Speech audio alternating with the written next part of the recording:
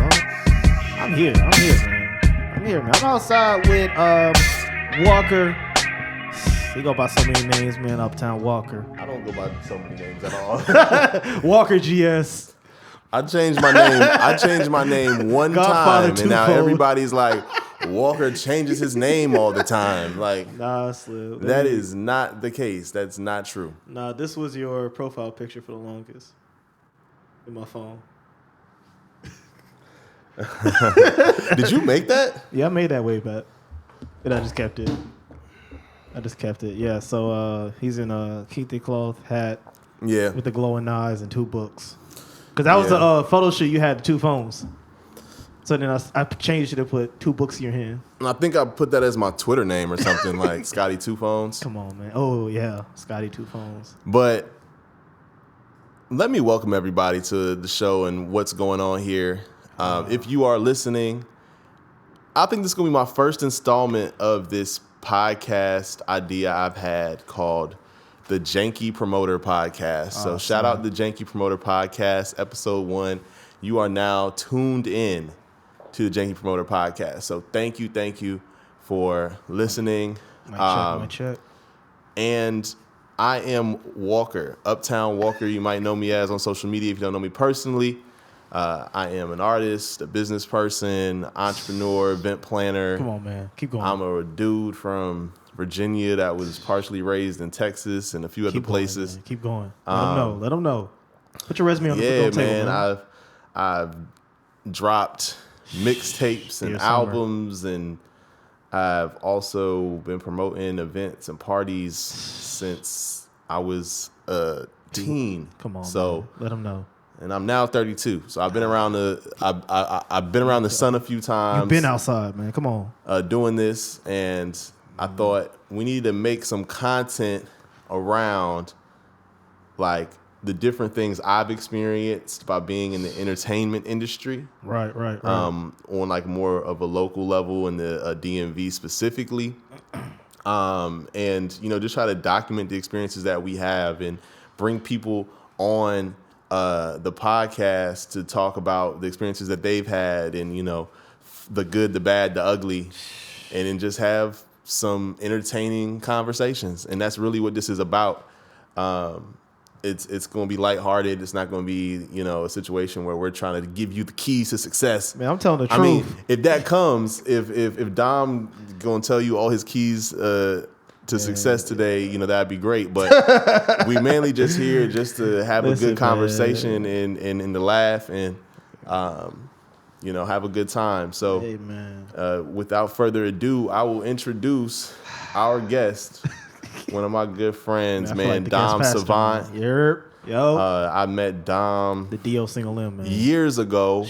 I would assume we met at a show. Yeah, East 26, Norfolk. If you know, you know. Yes. Okay. So that was my first show I put together. That was the Blue Cloud. With my boy Fat Eric. Shout out Fat Eric. Hey. Blue Cloud Radio, Calvin, Coach. and then RIP, my good brother Austin. I believe his group was called The Collective, right? Oh, it's been so long, I couldn't tell you. Yeah, it's been a I know long that. time. I know that squad. I know what you're talking about. Yeah. So RIP Austin. RIP. It was my first performance as an artist that I put the show together myself. It was a pretty good show, and I met a lot of people there, and we actually have a really dope picture of everybody that was there that day. Yeah, I still got some of those pictures from Kai. And we got some heavy hitters that were ended up in there that ended up getting going far, you know what I'm saying, and still going. So we'll talk about that later. But yeah, I've met Dom years ago. Yeah, good dude. He loves hip hop. He loves top 5. Come on, right now. He loves indie music. Yo, man, who? And I'll let him continue to introduce himself. Hey man, listen, man, we're doing this for the radio too, right? Yeah, you can use it whatever. I don't care. Oh, it's a rap, man. WAG 103, man. Y'all remember that one episode of Timmy Turner and Jimmy Neutron? Yeah, that's what this is, man. But yeah, I go by the name Dom Savant, the D.O. single limb. Man, from North Carolina, came up, DMV area. Checked out some couple things. Man, I got a crazy nightlife out here, man. Nightlife out here. Facts. It's crazy nightlife out here. For black people, it's like top 2, not 2. Yeah, it's a great mix, man. We don't got that where I'm from. But yeah, radio host, media producer. Not necessarily DJ, radio DJ, but I got the turntables. Don't play with me though. I just copped a new mixer. Try to do an all vinyl set, record myself. Okay. Got the Woo Wear, RZA, Capadonna, and Rakim. Not Rakim, Raekwon. Sorry, just copped that. But I love hip hop. Played the cello all my life, so I love music. When I met celloist. Walker, come on, man. When I met Walker, I think I was more of a music manager. But yeah, I got an idea. I got a show for you. Let's go. Only for the folks I like, man. I realize if I don't like you, I cannot be a manager. Facts. No, nah, that's real talk. Yeah, I cannot be a manager. Yeah, it was DJing, taking pictures. What else was I doing, man? I was doing so much that it got to the point that I'm like, let's pick one thing and stick to it. That's when, got on the radio, K1, Green Gate. That's when I got out there. That's when I was sending stuff down there. So that's when we did our 2 interviews back then. And sent it down to Miami. Then, I started doing my own thing with, the Syndicate. Now it's called the Syndicate World. All indie tunes, only focusing on the artist performance. None of that salacious stuff. We don't care if he's in jail. What's his music sound like? I'm telling the truth, man. It's dumb. It's not a tabloid. It's not a tabloid. It's really like the. What does this section look like? You know what I'm saying? What does this section of music look like? You go through a Rolodex. Like, here is Walker. Okay, Walker is music. Walker is event planner. Music videos, all attached. Artist performance. You know what I'm saying? I stuck on that because it's so much, hate going on in the realm. It's so much salacious things going on in the realm that... salacious is a word. Salacious, yeah. There's so much going on. Sometimes I'm like, I don't know what's going on.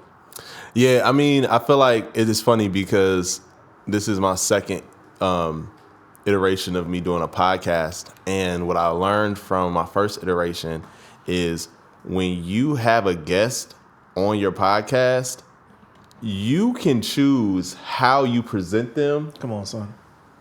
In the world.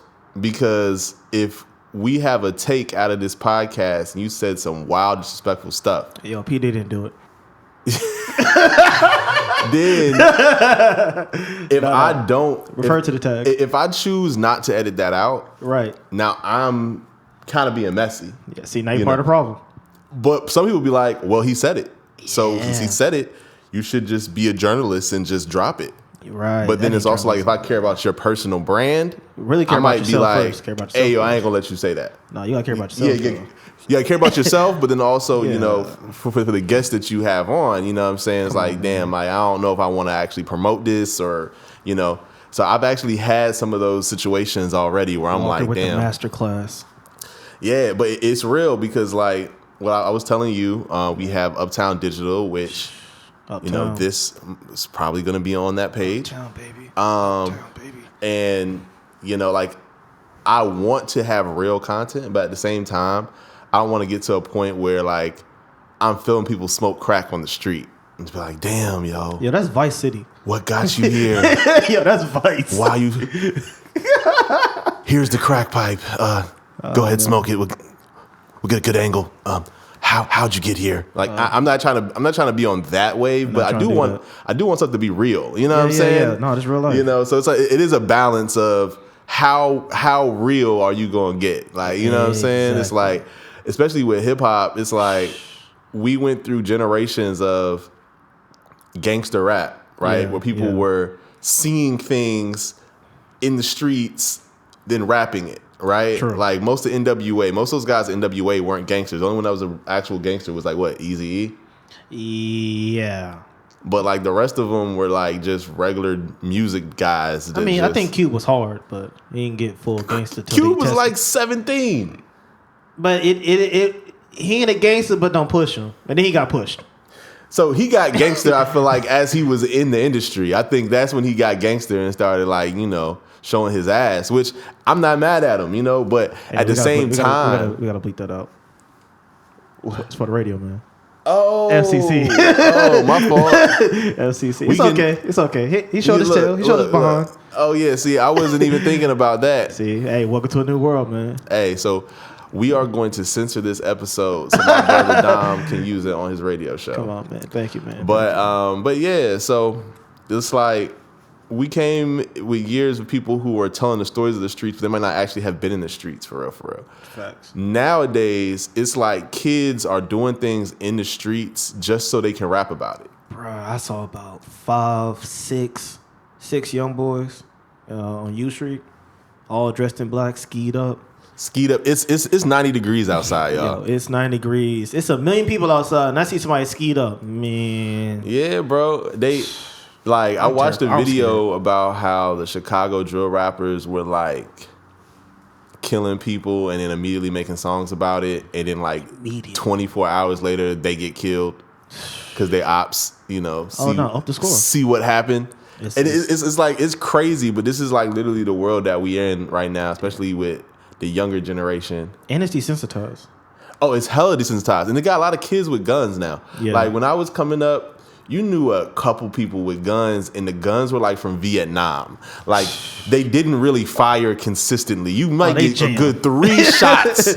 You got 3 good shots. 3 good shots. And after that, like if you ain't hit them, you might as well just run. Hit them up. You know what I'm saying? Now these kids got semi-auto, everything. They got the switch. I don't know where to buy a switch from.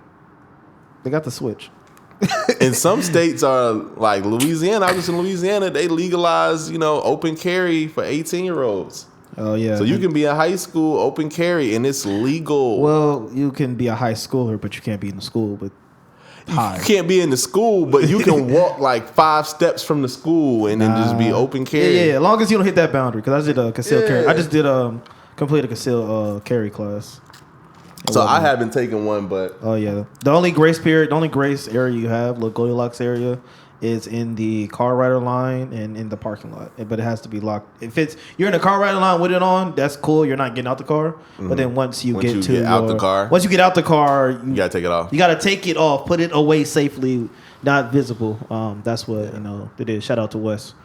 Yeah, we doing a concealed carry a class on the pod as well. If you didn't realize that, go ahead and take your notes down. Yo, man, we doing everything here, man. No. Listen, man. But no, man. I'm glad to have this guy Dom on because we go back.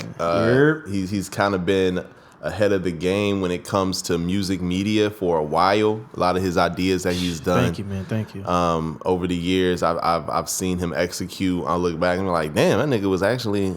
Oh my god. That guy. That's FCC, man. Hey, yo, that Kelly guy Rock. Dom was actually ahead of the game. Hey, and I was talking to my homeboy about the word, and he was like, "Nah, I meant the kings." I meant the niggas. the Rwandan kings. I'm like, yo, man, we can't argue that, man. Not in the court of law. They don't like black people. But yeah, man, I'm glad to have you on. And no doubt, man. Kind of some of the things I specifically wanted to talk to you about was, for one, you've been to my events before. You've kind of seen my trajectory, in my later years of event planning, from that event that you met me at, versus to like Hillman Fest and everything. The bar crawls. Yeah. Man, I just wanted to get how has that been for you, kind of seeing the elevation of the experiences that I've been producing? Well, he wants me to write the autobiography. He wants me to write the foreword, man. All right, Alex Haley. As told by Tom Savant, man, the D.O. single M. All right, so shoot, and yeah, it's East 26th Street. If you know, you know, Norfolk, Virginia. That was a trap. Yo, man, buy you a warehouse and just hope it sticks. Hey, any real estate tips? Just go buy a warehouse and go from there. So we go back to that. All right, cool. And I've seen a lot of shows in Norfolk, but we're gonna start with that one. And there was a lot of shows in East 26. Cool. Looking at that, great start. Get a couple artists, find some community artists as well that want to hop on. Get you some kind of sponsor, Blue Cloud, the collective. Throw it for us, cool. Promote it, whatever. Great start. And even looking at that, and then looking at the mini. Oh, I don't want to interrupt. I remember what it was called now. It was called The Mix. The Mix. It was called The Mix. It was called The Mix. I remember It was that. not The Collective. The Collective is a different group out of Richmond. Shout out to The Collective because I bang with y'all too. Okay. he want to go back home. Go back to his rental property. Yeah. But yeah, so like it was good. Like that's a great start. And then, part of me was like, dang, how can I throw a show? And I think the one difficult thing is always like for me, I just added more artists to the Rolodex. And then it becomes an issue like, dang, how many artists can I have on here? How long should their set be? Do we have to give the intermission to the DJ? I only got 2 to 3 hours in here, and folks gonna tune out by hour and a half. Yeah, it's the weird thing like that. It's hard when it comes to indie stuff because some people are only there to support their one friend that's performing. Some artists are farther along in their journey than others, so some are more comfortable, some are a better performer, some have better music, from someone's perspective. So it's like you have to really navigate like, okay, what artist am I going to put on the bill at what time? And then you just have to understand what their repertoire is. Like, true. If this is a turn up lit event, then if you got an R&B singer on that's doing slow stuff, maybe they're an opener. Yeah. They're not the closer, the early right? Show. Early show. And even if you might have a guy that's not very like established, but he got lit music. Turn it up. Might throw him towards the Mosh end. Pit. Open it up. Open it up. Open it up. So yeah, that's a great start. And then we move over to the bar crawl. The bar crawl, and you had your friends in it. I think you had some Richmond residents also in there because it was like folks pulling up. The like, bar crawl was actually. The bar crawl developed because there were people in my circle that were just like, hey, we love the local music scene that you're trying to establish, but we don't always want to hear the local artists. True, I get that. And then it's also like a indie concert. Yeah. You're supposed to be respectful and invested to the performer. Yeah. And so even if you just want to get lit and have a good time, like if you got a performer that's doing like a slow song or something like that, like it's not bringing the vibe down. No. So I started realizing that people just want to have community. Yeah. And in Richmond specifically, people wanted to be safe but have a black space. That is true. And sadly, I can tell you that. A lot of the black events in Richmond at the time, I'm not going to say current, but at the time, it got to the point where there wasn't a black educated scene for people like in their mid to late 20s. Sure. And I wanted to kind of like fill that void. And one way I was going to do that was by having a HBCU themed bar crawl. Yeah.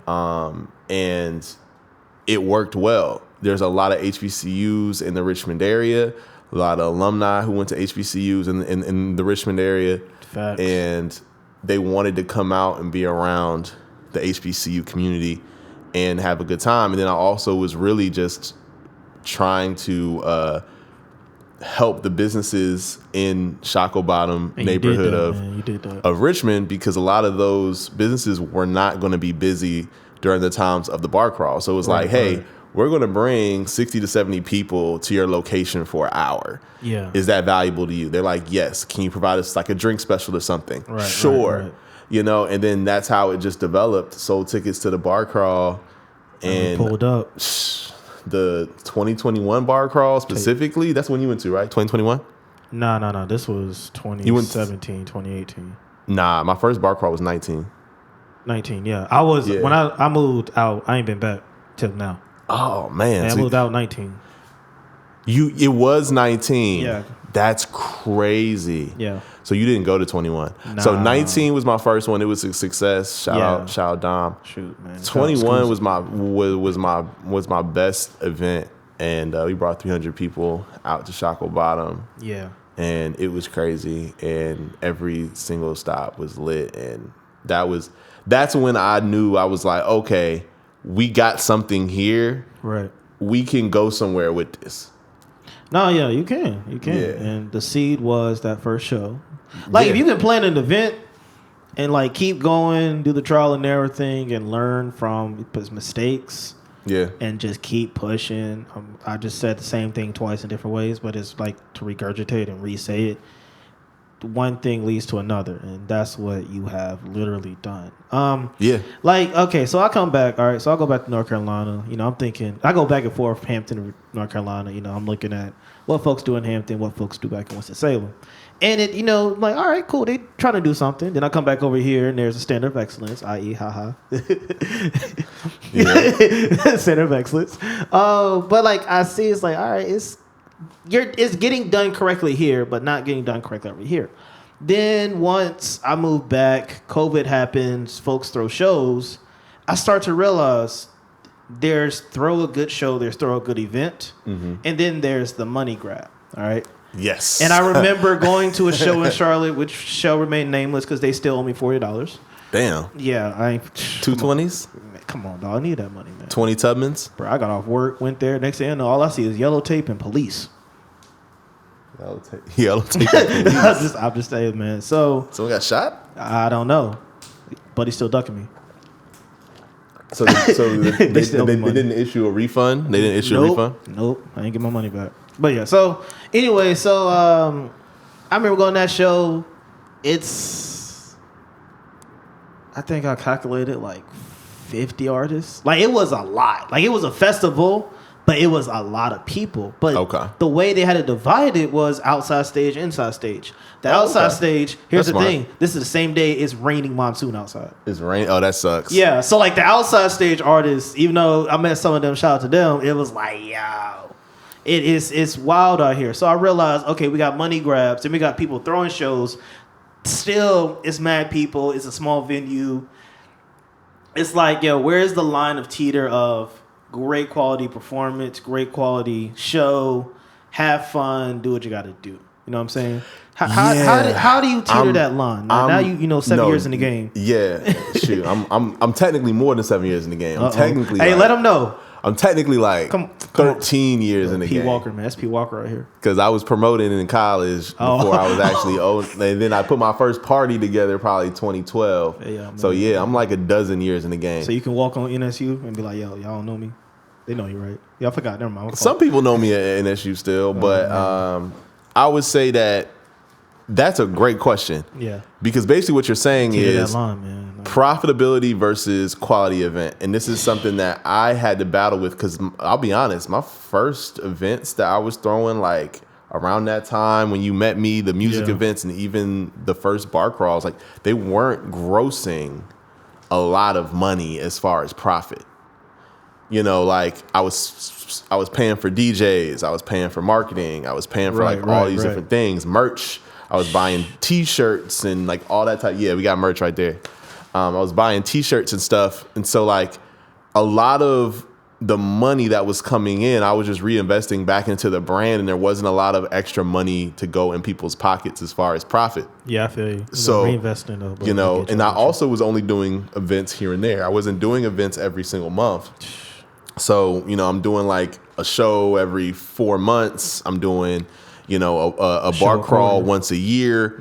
So it's like there wasn't a lot of money. Yeah. But I was kind of taking my time and learning, like you said, how to execute a quality event. Yeah. Now in DC, in the DC area, since I'm doing mainly events here now, I have switched it. Shout out you, Shree. Because now, for one, there's a lot of money to be made in DC doing events. Man, yo, hold on, stop that. Atlanta. DC is like Atlanta. Well, DC is like make dollars. Atlanta in a suit and tie. Yes. Like in Atlanta, everyone is somebody's music assistant. Some connection to the. In DC, it's somebody's politician assistant. Yeah, no, that's literally what it is. Like you're in government contracting. You're in a big lobbyists. You're a big four. You know, corporation person. You connected to the defense contract. Exactly. You know what I'm saying? But because of that, and that's why I tell people it's like it might not be as sexy as Atlanta or LA, but you have regular people that have above average money and that have the time to spend to go out. Facts. My friends in New York work all the freaking time. They don't go out like that. All 7 days? A lot of them seems like shit. And the 8th day. And yeah, I'm still cussing. Yeah, no, we're gonna my apologies. You'll clean this up, man. But in DC, people be working 9 to 5. They make good money. Yeah. And when they get off work, they want to go to happy hour. They want to go to brunch. Yeah. They might go to a club. Yo, off work to brunch? Even the ones that say they act like they don't want to go to the club, bro, they're still going to the club. I just don't really feel like clubbing. Next thing you know, you see them at Zebby's at 1 a.m. on Instagram in a section. Like, okay, man. like, yeah, you didn't want to go out, but yeah, you in somebody's section at 2 a.m. Yo, cool, listeners, bet. man, I was at Alice, yeah. Alice, bro. Man, yo, let me tell you, man, it was this one chick in there trying to be security. She was not security. She wasn't securing anything. No. She didn't even, like, she in there, her little, I don't know, lace bralette, whatever they call it, little skirt. And I'm following the DJ, shout out Morse Code. Good job, man. Shout out Morse Code. I'm following him into the section because he left out, and I was like, I'm gonna follow you because I'm gonna get some water because you gonna get priority. Hey, yo, give me some water when I'm next to my man's. So I'm following him, and then we go back into because the sections and the DJ booth are like, we got to go through the section to get to the DJ booth.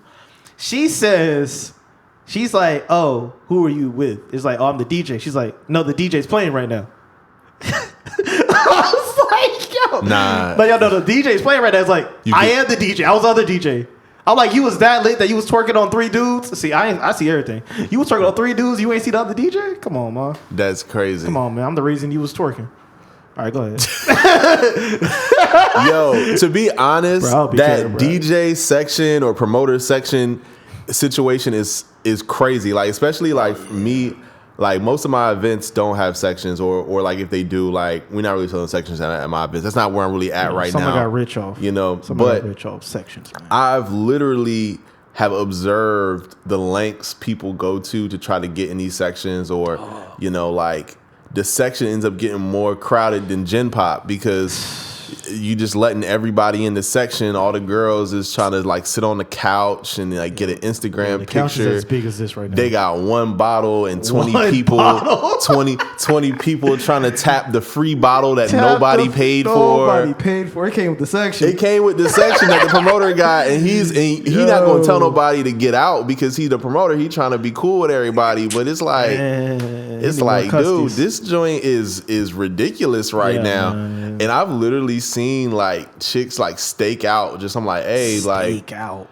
Like what? Like, who are you waiting for? Oh, my homie got a section. And then as soon as he comes in, they running. Yo, man. They should carry Richardson out there running to the section and going right to that couch. And they the main ones. They lit. Yo, man. Nah, bro. Y'all got rich off sitting down, man. Yo, and to be honest though, like, from Gen Pop was, man, I didn't even go over there, man. I don't even think where the bathroom was. I had to pee in a bottle when I got out. Pee in a bottle? Oh my God. That's crazy, yo. That's that's how crowded it was, man. Are you serious? You peed in a bottle? No, I literally like from. But why in a bottle? Why just not like behind a dumpster or something? Because I went straight to my car. I just went straight to my car. Like on a rat. Like, dude, I'm from Winston Salem, bro.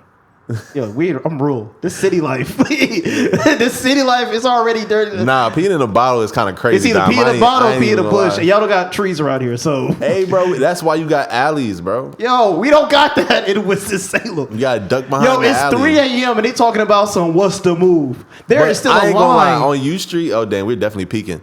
But on U Street, my fault. On U Street, it's probably best for you not to pee in an alley because you might get robbed. That's why I went to my car.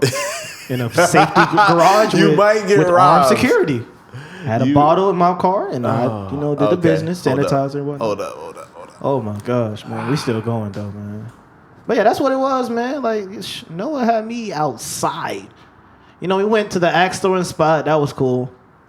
It's interesting how, as we stay on the topic of throwing shows and like throwing events, it's like, what is the purpose of you throwing this event? Yes, you need money. Yeah. I get it. But is it for, and this goes back to my love of indie music, because, I play the indie artists for free. Just, don't BS me and whatnot. But like, if I'm the promoter, I got a venue that sells food, that sells drinks, and we got a DJ. And somehow that brings in, up to the fire code standard.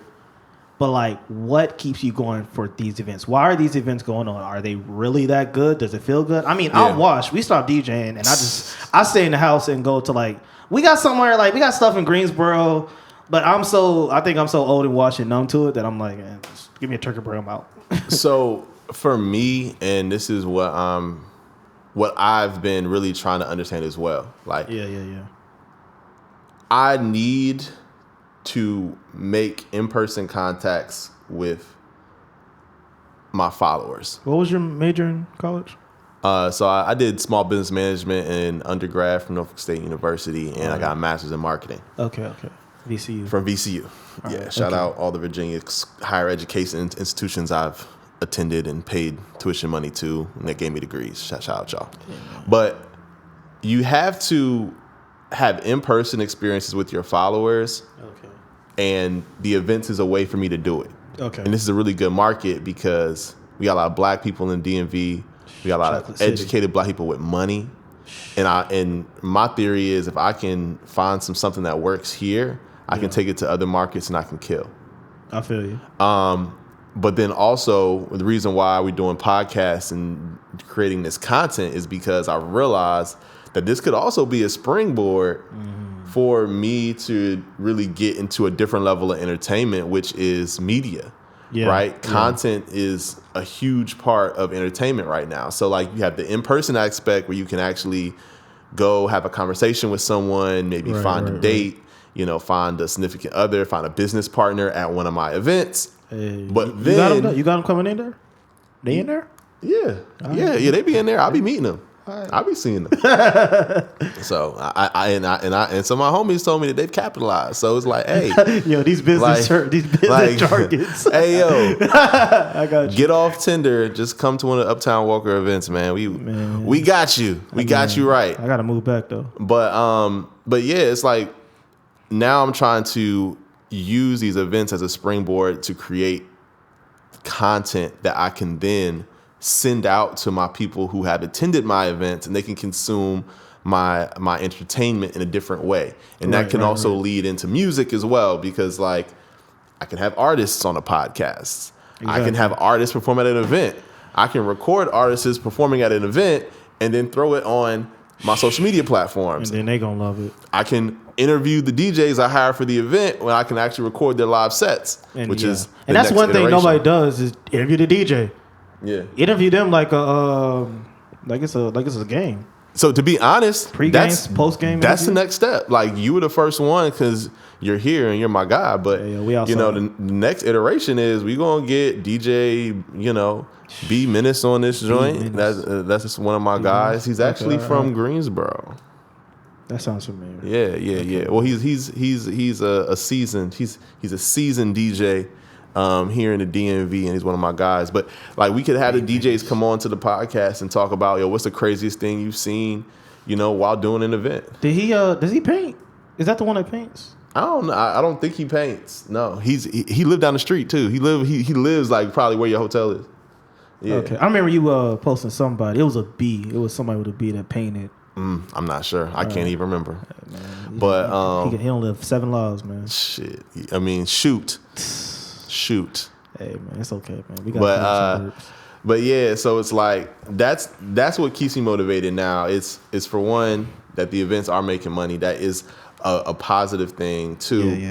Yeah. People are coming out, people are enjoying themselves, and I really like to foster the experiences where people can come out and celebrate and have a good time. I think those are needed. Yes, it is. It is, especially as you cultivate a black community. Because we don't got that in Winston. And when it comes to the educated black side of it, and when I say educated black side, there's the ghetto and there's the sophisticated. And you're leaning more in the sophistication area. Which is what I need. And it might get a little hood for a few minutes. Oh yeah. You know what I'm saying? Play Knuckle You Buck and see what happens. Yeah, but it's like coming from the 757, coming from Newport News. Yeah, I definitely have seen I don't want to go the hood route. True. Because the hood route in its truest form is gunshots and in the party at night. Bow. People fighting. Yeah, man. You know, that's the true essence of the hood function.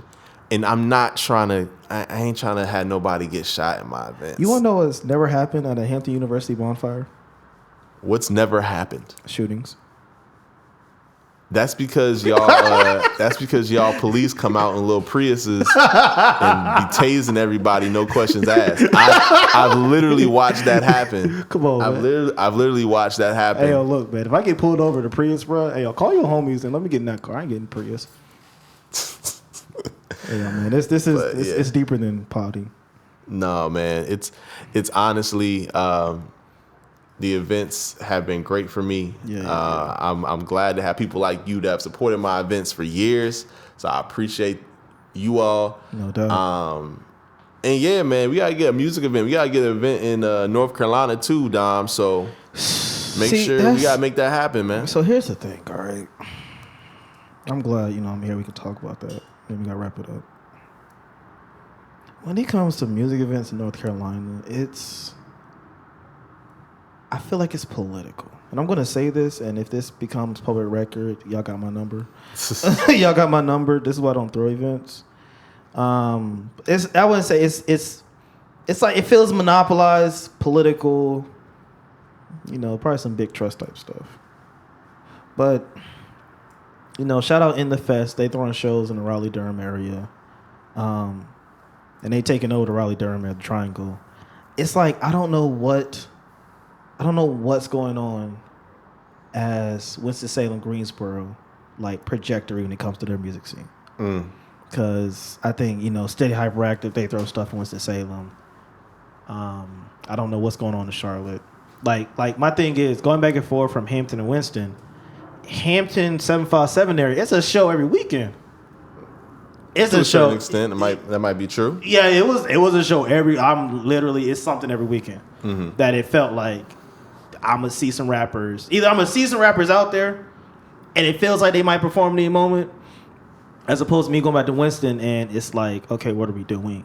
It was difficult with that. And then also, there was more camaraderie in Hampton than there was Winston-Salem, Greensboro. Like, I'm just now in Greensboro. Even when I was going back and forth, I wasn't in Greensboro just yet. Okay.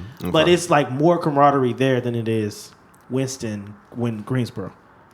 Gotcha. That's what I'm realizing the issue is. We can throw a show all you want. It's just the camaraderie. The camaraderie and the and community not coming together. Not coming together because there was a show thrown in Greensboro, and my man's told me like, "Oh, you didn't know I was beefing with him?" I was like, "I didn't know nothing at all," and he didn't use that time to capitalize and walk down on you. I don't want to be in that situation. And like y'all really beefing that much, and he don't do nothing to go on a diss track. It's like I don't really like being in that situation. Nah, I mean, that's a messy situation to be in. Yeah, and then I go up to Raleigh, and they, kumbaya. Yeah. Like Winston, Greensboro, folks beef with each other. They go to the same supermarket. Not the Piggly Wiggly. No, we got Harris Teeter, Lowe's, Food Line. You don't got Piggly Wigglies. Y'all don't got Piggly Wigglies? Nah. I feel like Winston would have a Piggly Wiggly. We would. I know exactly where it would be, but we got Food Line instead. Okay, all right. We got Food Line. I know exactly where Piggly Wigglies would be. East Winston. Yeah. East Winston. But yeah, so throwing a show, I mean, it's cool and all. I'm about to say, man, I appreciate you hopping on. I know we at time, but thank you for coming out. This is the first iteration of the Janky Promoter podcast. The second installation of Crown and Pizza, really. Yeah. Second installation of Crown and Pizza, which was a before its time interview. But man, I appreciate you, man, and we definitely gonna have to run this back again if you're coming out to DC. Maybe I'll be in North Carolina. I don't know, man. I'm trying to get out there. Shout out LG Burner. We got to get an event together out there in Raleigh or Charlotte or something. I mean, look, man, I could connect you with the right people if you want to throw a pre-show of their show. Okay. Let's do it, man. Yeah, you already got the know how to throw a show. Yeah. So we got the foundations. The easy presentation of like sponsorship from them and whatnot is very easy. It's just, I don't know. I haven't hit the outer towner. Folks is very janky when it comes to he out of towner though. Yeah. I shoot. That's another conversation for another episode because I do the out of town. I got a New York event literally on Friday. You throw this in Houston?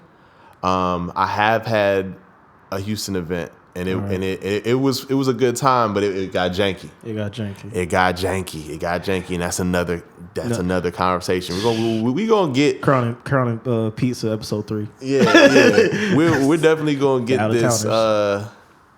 this podcast with all the different topics lined out, so we can really have some interesting conversations. But yeah, Uptown Media, Uptown Digital. Sorry. All right, try it again. Uptown Digital. Everything you need to know about the Uptown events, DJs, the artists, the crackheads on the street. We interview and everything, just like Vice. Tune in. I don't know every week, but like, just make sure you follow my guy. I go by the name Dom Savant, the DO single M. This probably is going to be for WAG 103. I don't know. He got to send it to me and whatnot. I go by Dom Savant. Follow me at Dom Savant, DOM_SAVANT. A Syndicate World, and the stuff you're talking about with the interviews on the DJs and the artists themselves definitely is a great fit for what Savant TV is. So, hey, we can work together, dog. Hey, man, look, they took down MTV, man. I'm just trying to bring it back. Hey, I ain't mad at you, and I am Uptown Walker. You're going to see this on my page at Uptown Walker on all platforms, as well as Uptown Digital, which is uptowndigital.hd. HD.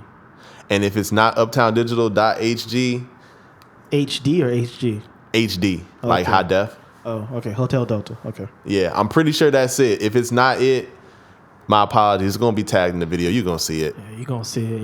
Put it on my head, not my heart. I just made the page. He just made the page. So, like he woke up, took a shower. He woke up, took a shower. I came in, made the page, and hopped on the podcast. So, well, he skipped the stuff. He had to set this up. Yeah, I had to set this up. I think this is a decent little setup. It's not the best setup, but listen, man. Jeff Bezos was in a little apartment, no bigger than your kitchen. Little office, no bigger than your kitchen. Hey, look, we already doing it bigger than Bezos. Yeah, man, 30 square feet.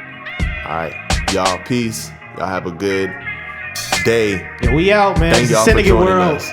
I'm peaking.